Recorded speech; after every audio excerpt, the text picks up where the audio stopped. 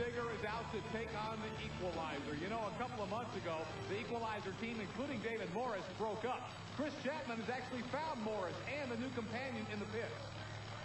Here's someone we haven't seen in a while, David Morris, the 1989 champion of the TNT Monster Truck Challenge. And the reason we haven't seen him in a while is something I think no one's really certain of. What's going on, David? Well, we got a fussy one today. Me and the owner of the truck I was driving just kind of started having too many disagreements, so I decided it'd be better if we just kind of separated. That'd work out a whole lot better. And what's this you're holding? Tell us about this. New one.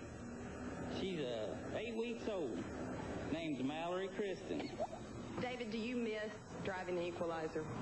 Yeah, I miss being around all the guys and racing. It's a lot of fun, but hopefully, I don't know when, but hopefully one of these days I can have my own truck and race. So we haven't seen the last of David Morris? Probably not. We also haven't seen the last of the Equalizer as Greg Holbrook is driving the dickens out of his truck. And he is putting away the Gravedigger. Dennis Anderson from Kill Devil Hills, North Carolina, the most popular truck in the world today, is going to be one of the first ones on the trailer today because the Gravedigger is not running. Now, wait a minute. He's got it going, and they're going to meet at the intersection. Dennis Anderson decides to stop. Boy, Dennis Anderson has never backed off, but certainly that time, discretion was the better part of valor. You know, this figure 8 course at Louisville Motor Speedway is made for action at the intersection for these race cars that run here every week. But I don't think these monster trucks were made to start crisscrossing at the intersection. Dennis Anderson will complete the run. He's done for the day. Right, he's picking up speed. Dennis knows he's beat. He's going to hit it hard. Oh, man. And stuff is flying off the truck. I don't know.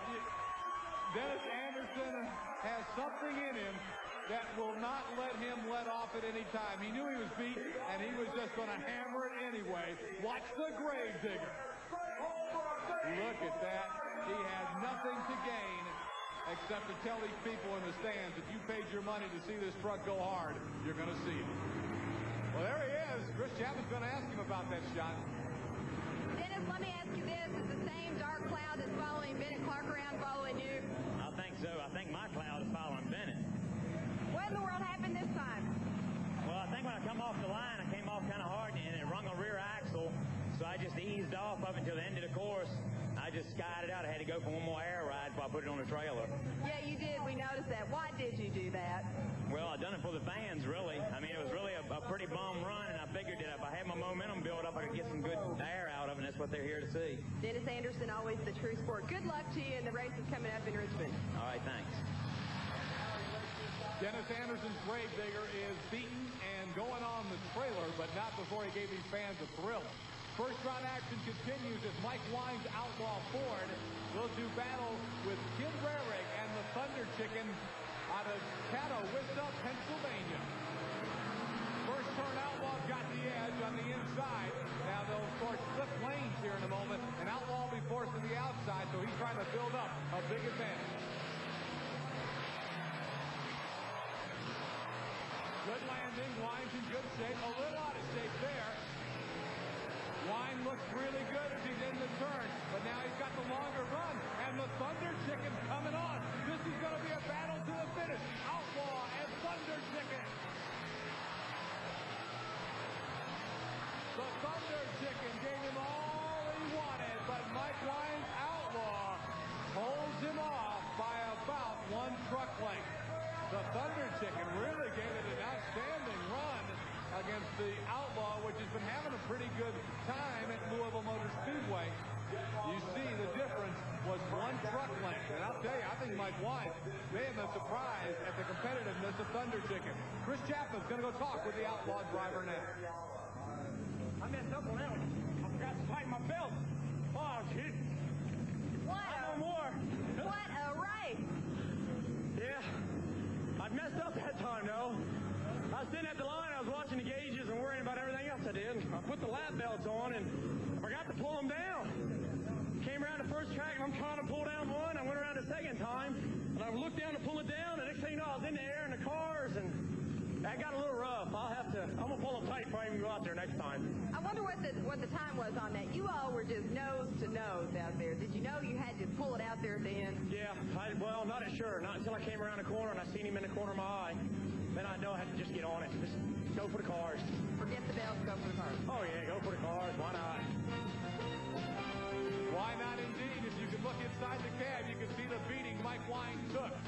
But he gave Thunder Chicken a beating in the race. Outlaw advances. We'll be coming back to the quarterfinal round highlights in just a moment.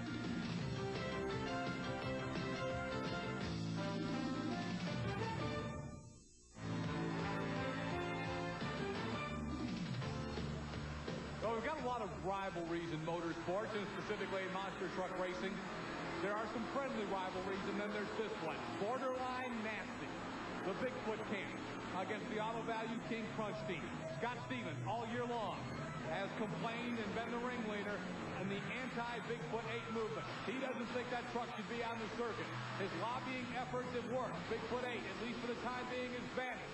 And now he's in a side-by-side war with Bigfoot 4, and it looks like they almost hit.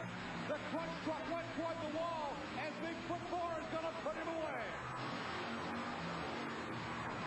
And now, look out.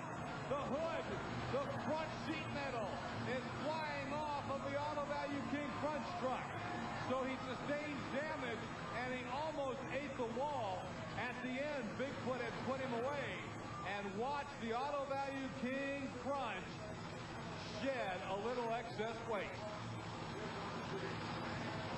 Wow, what a wild finish. Andy Brass beats his arch nemesis, and Army's going to talk to him about the victory. Andy, anytime you and Scott get together, it's just a literal street fight out there, isn't it? Neither one of you going to give either one an inch. That's right. You know, it was close running this round, but the Ford acclaimed Bigfoot was running pretty good. You know, I know we got up a little high in the lane, but at the same time, I think Scott might have been a little bit low. But like I say, it's just kind of, we're friends outside off the track, but once we get on the track, it's dog eat dog out here. The touchdown tire belongs to the Equalizer Chevrolet.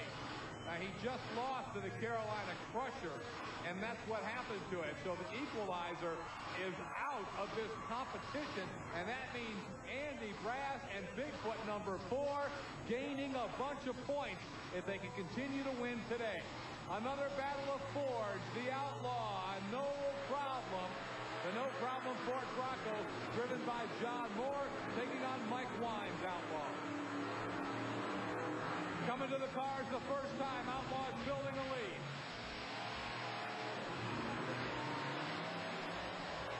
Takes it pretty easy. Boy, look at John Moore, no problem, in a world of trouble. He got a whole bunch of air left his lane that may have disqualified him. I'm not sure, but John Moore's taking no chances. He is coming after Outlaw. It's going to be too little, too late. And Mike Wine records the victory. The win to Mike Wine's Outlaw Ford over the no problem Ford Bronco. Once again, John Moore got in a whole heap of trouble. You could see a lot of air, and then when he came down, he was just out of control. Didn't take him long to reel it back in, but he had left his lane. The win goes to Mike Wine of the Outlaw. And here he is with Chris Chapman. Congratulations on your win. Are you going to have everything prepared for the final round? Yeah, I had a back carburetor on the back go bad. Float broke off on it. Been doing it all night, so I'm used to it. Come in, the guys give me the wrenches, put it back in there, and go back out and beat it to death again. So it looks like it's going to be 2 Fords in the final. It's finally me and Foot. I've never ran Foot with a blower motor, and I've never ran Foot 100%. It's 90% now, but I'm confident enough the other 10%, so I think that's all counts. Good luck to you, Mike. Thank you very much. You got it, Ford fans. Bigfoot and Outlaw in the TNT Monster Truck Challenge Finals from Louisville Motor Speedway. It's up when we come back.